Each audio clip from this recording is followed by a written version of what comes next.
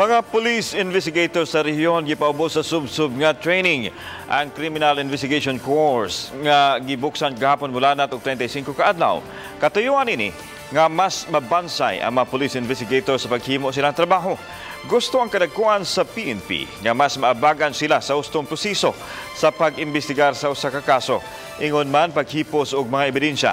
Nakita nila pinaagi niini mas mulambot ang ilang abilidad alang sa dinaliang kasulbaran sa kaso.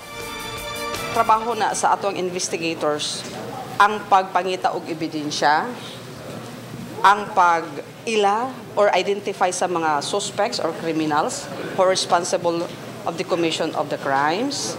Then also to locate sa atong mga suspects if after the commission of the crime ning iskapo sila. We would like to enhance the investigation capability of our police officers, and this is a continuous program para we can deliver our services properly and efficiently.